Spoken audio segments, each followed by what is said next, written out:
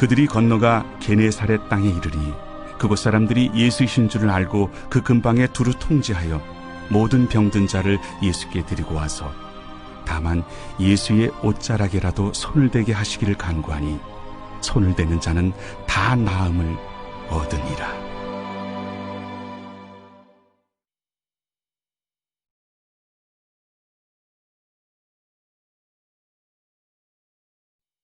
제15장.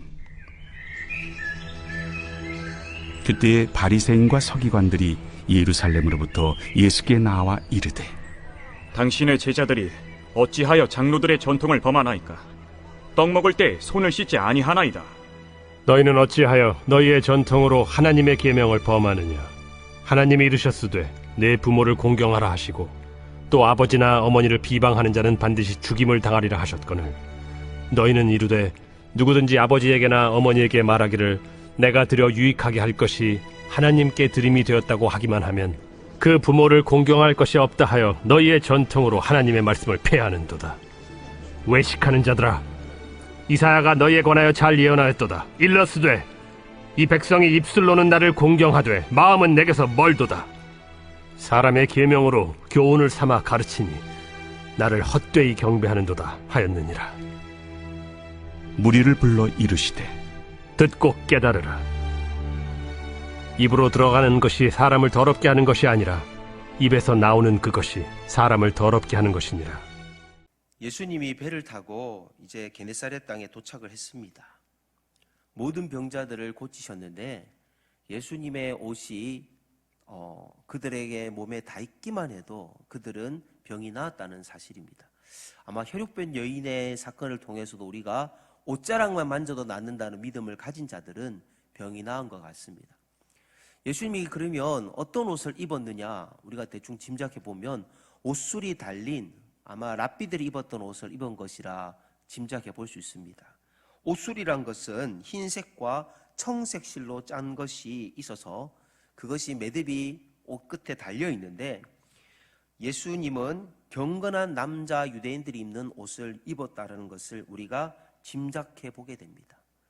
예수님의 그만큼 인기가 게네사렛의 땅에서도 있었는데 오늘 성경에 보니 예루살렘에 있는 바리새인들과 서기관들이 예수님을 찾아왔다는 것을 보면 예수님의 인지도가 예루살렘에까지 높아진 것을 보게 됩니다.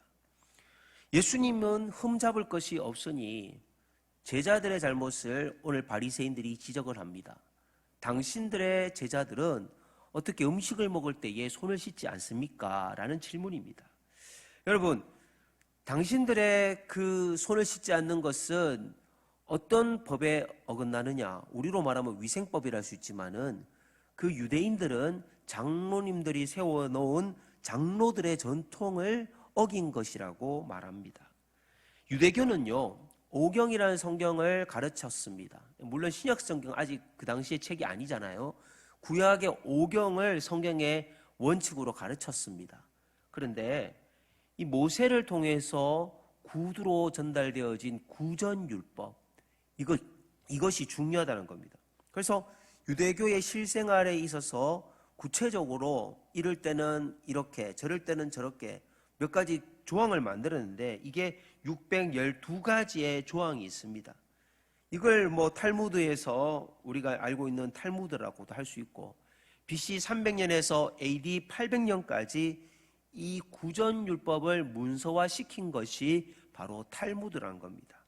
예를 들면 손을 씻을 때에 물의 양을 얼만큼 해야 되는지, 그 다음에 손을 씻을 때 첫 번째 물의 양과 두 번째 물의 양은 얼마나 차이를 둬야 되는지, 손을 씻는 데는 시간이 얼마나 걸리는지, 5명 이상이 손을 씻을 때는 어떻게 해야 되는지, 그리고 손을 씻을 때 얼마나 손을 깊이 담궈야 되는지, 이런 것까지 디테일하게 탈무드에 기록되어 있는 겁니다. 그렇게 만약에 손을 씻지 않으면 악한 영이 밤에 오는데 손을 씻지 않은 사람의 손에 들어가서 결국 그 손을 가지고 음식을 먹는 사람들 때문에 같이 음식을 먹는 사람들이 해를 입게 된다. 그런 논리인 겁니다. 그래서 예루살렘 사례들인 공회에서 아마 파견되어졌다라고 우리가 짐작해 볼 수 있는 것이 예수님께 와서 뭔가 존경한다는 표현이 아니라 따지고 온 걸 보면 사내들인 공회에서 파견되어진 조사관이 아닌가 그렇게 짐작이 됩니다. 예수님은 내면의 정결함을 중요하게 생각했습니다. 그러나 우리는 살아가면서 내면의 중요성보다 외면에 치장하는 것을 중요하게 생각합니다. 하나님이 나를 어떻게 보시느냐보다 사람들이 나의 신앙을 어떻게 평가하느냐에 우리는 더 중요하게 생각합니다. 서기관들은 제자들의 손 씻지 않음을 지적했지만 예수님은 장로님들의 그 전통을 지키느라 하나님의 계명을 어기고 있는 서기관들의 불순한 마음의 태도를 지적하고 있습니다. 입으로는 계명을 지킨다 하지만 속으로는 하나님의 계명을 순종하지 않는 것입니다. 예를 들면 유대교의 전통과 성경의 권위가 충돌되어질 때에, 예를 들면 부모님을 섬겨야 될 것임에도 불구하고 이건 내가 하나님께 바친 고르반입니다 하면 부모님에게 효도해야 될 십계명의 윤리도 자신들의 고르반이라는 전통 때문에 어겨도 된다는 것, 이런 말도 안 되는 그런 논리들을 내세운 겁니다.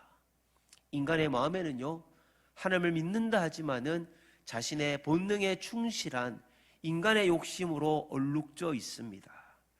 사람의 마음에 입으로 들어가는 것이 사람을 더럽게 하는 것이 아니라 사람의 마음 속에 있는 생각들이, 사람의 마음에 있는 품은 것들이 입 밖으로 나와서 우리를 더럽게 한다는 것입니다. 여러분, 하나님의 말씀을 읽고 하나님의 말씀을 쓰고 있는 우리 믿음의 성도들이 많습니다. 얼마나 귀한 믿음인지 모릅니다. 그러나 그 믿음도 귀하지만은 말씀을 보고 있고 말씀을 듣고 있고 말씀을 쓰고 있지만 우리가 그 말씀대로 살아가려고 우리의 속을 변화시키지 않으면 오늘 예수님에게 제자들의 잘못을 지적했던 바리새인들과 서기관들의 모습이 우리 안에도 있는 것입니다. 한국교회는 그동안 기득권을 가진 자들이 자신을 비우고 자신을 성찰하고 말씀대로 사는 것이 무엇인지를 심각하게 진지하게 고민하지 않았습니다. 이 시대의 바리새인들이, 이 시대의 서기관들이 어쩌면 한국교회의 저 같은 목회자들이었습니다. 코로나를 대처하는 한국교회 목회자들의 모습들이 양분되어져 있지 않습니까?